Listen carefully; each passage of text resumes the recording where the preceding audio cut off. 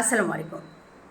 আলো জ্বলছে, কিন্তু আলোর পেছনে কত বড় ঋণের বোঝা, সেটাই হচ্ছে প্রশ্ন। লোডশেডিংয়ের অন্ধকার ভালো, নাকি ঋণের মধ্যে ডুবে থাকা আলোকিত শহর ভালো? এমন এক প্রশ্ন তুলে দিয়েছেন ইকবাল হাসান মাহমুদ, আমাদের বিদ্যুৎ মন্ত্রী। তিনি বলেছেন, জাতির ওপর বিশাল ঋণের বোঝা চাপিয়ে নিরবিচ্ছিন্ন বিদ্যুৎ দেওয়ার চেয়ে লোডশেডিংয়ের কষ্ট সহ্য করা অনেক ভালো। একটা বক্তব্য, আর তারপরই সোশ্যাল মিডিয়ায় ঝড় উঠেছে।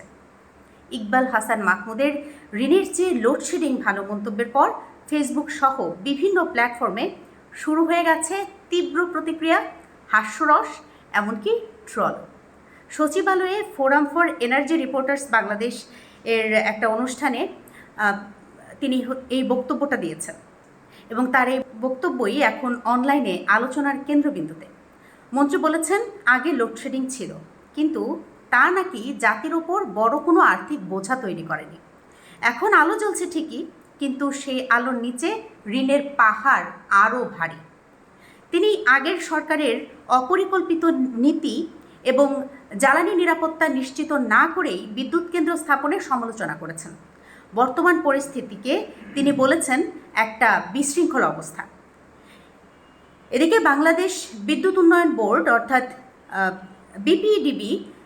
বিপিডিবির কাছে বেসরকারি বিদ্যুৎ উৎপাদনকারীদের বকেয়া বিল পরিশোধের দাবিও কিন্তু রয়েছে। বাংলাদেশ ইন্ডিপেন্ডেন্ট পাওয়ার প্রডিউসার্স অ্যাসোসিয়েশন তাদের তথ্য অনুযায়ী এই বকেয়ার পরিমাণ 13 থেকে 14,000 কোটি টাকা। অর্থাৎ একদিকে বিদ্যুৎ, অন্যদিকে এই বিশাল ঋণের বোঝা।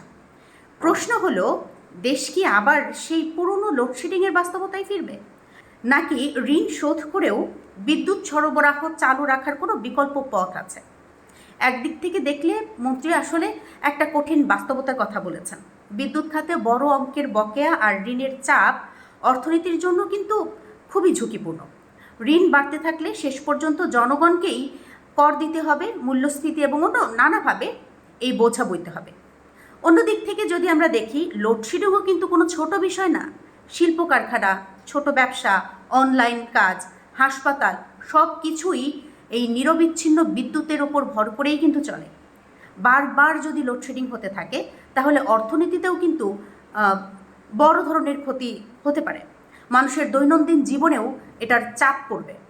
তাই বিষয়টা আসলে অন্ধকার বনাম ঋণ এই সাদামাটা সমীকরণ না। প্রশ্নটা হচ্ছে, কিভাবে বিদ্যুৎ খাতকে টেকসই করা যায়, কিভাবে ঋণ কমিয়ে সরবরাহ সচল রাখা যায়। কিন্তু এখানেই আরও একটা বড় প্রশ্ন আসে, শুধু লোডশেডিং সহ্য করলে কি সমস্যার সমাধান হয়ে যাবে, নাকি আমাদের বিদ্যুৎ খাতকে নতুনভাবে ঢেলে সাজাতে হবে?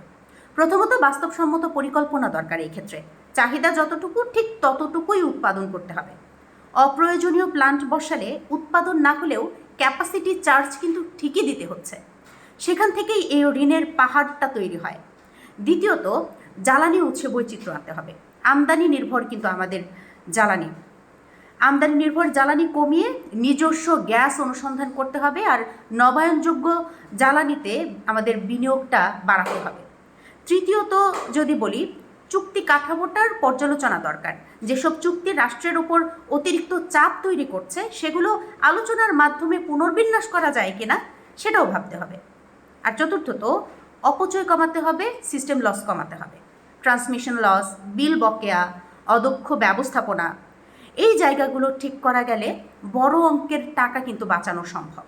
অর্থাৎ সমস্যা শুধু আলো জ্বালানো হচ্ছে নাকি লোডশেডিং হচ্ছে এর মধ্যে কিন্তু সীমাবদ্ধ না। সমস্যা হলো কিভাবে টেকসইভাবে আলোটা জ্বালানো যায়। আর নিশ্চয়ই বিদ্যুৎ মন্ত্রী তার বক্তব্যের পেছনে কোনো দীর্ঘমেয়াদী পরিকল্পনা রেখেই কথাটা বলেছেন।